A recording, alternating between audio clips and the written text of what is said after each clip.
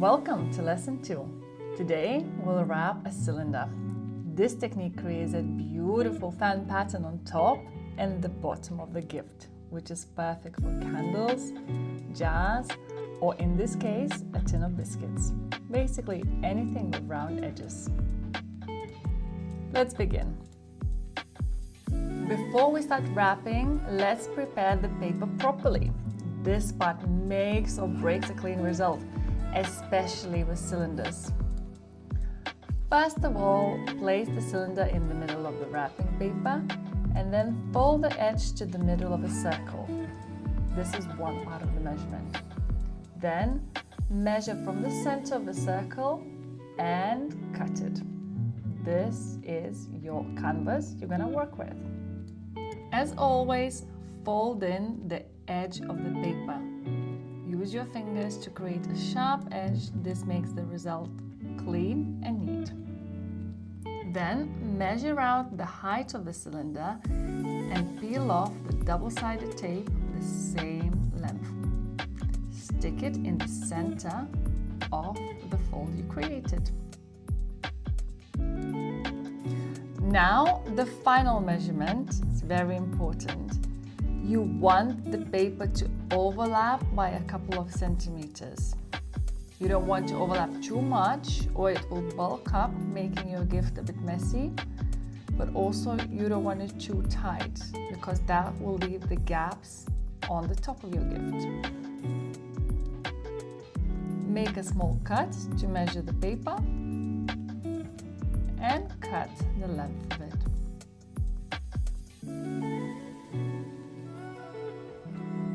And there you have it. This is your final measured paper. That should be very easy for you to work with.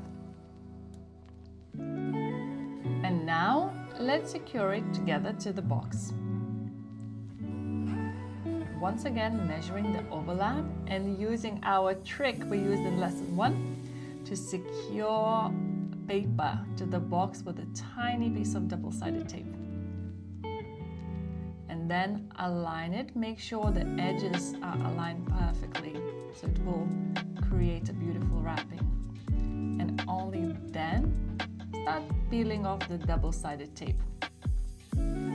Secure the tape at the same time as pulling the paper.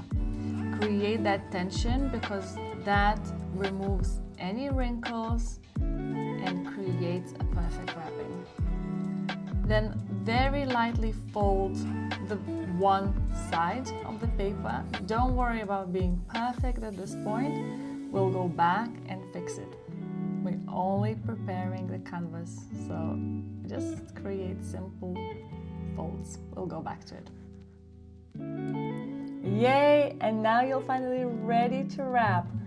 Position the edge of the paper towards yourself and get a tiny piece of double-sided tape. Make sure the edge that faces inwards to the cylinder goes first. Secure it with the double-sided tape to the box. Do it lightly so it's very easy to unwrap. And then create folds. This is not difficult to do if you just pull the paper inwards, bit by bit. The smaller the folds, the neater the gift looks.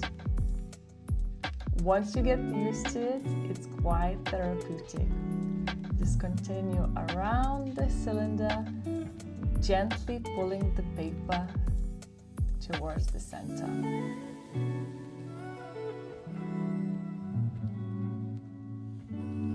Continue going round.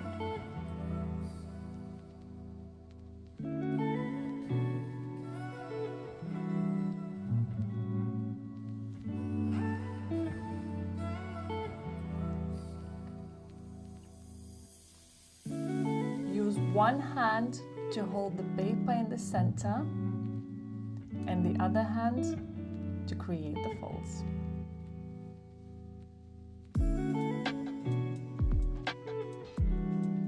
Now you're near the end.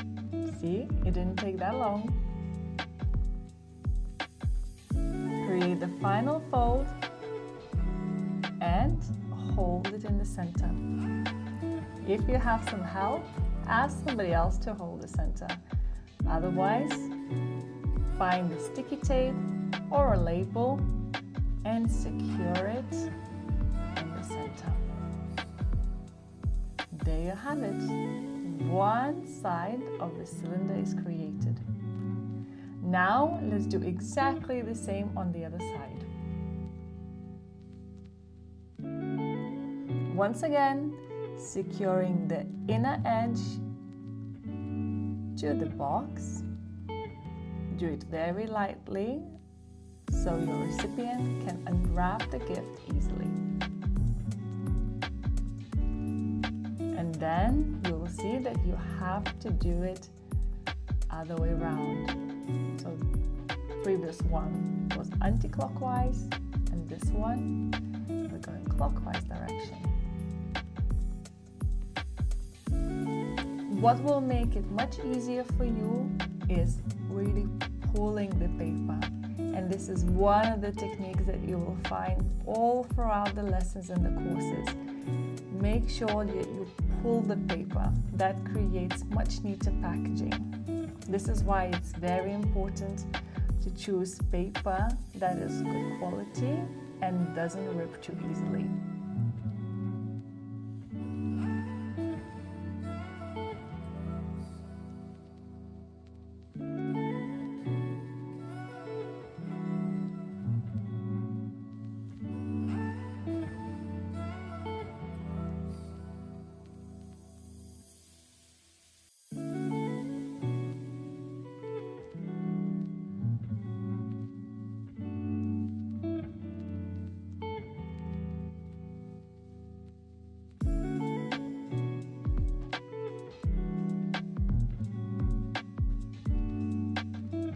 Now you're at the end of the wrapping, the final fan. Pull the last few edges to blend it in with the rest of the wrapping. Hold your finger in the center and secure it with a sticker or a bow or a tape. It's up to you. We are using stickers.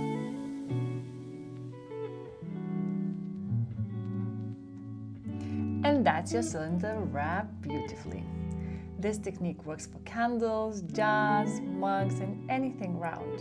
Get a clean seam on the side and a polished decorative top without needing any extra tools. See you in lesson 3.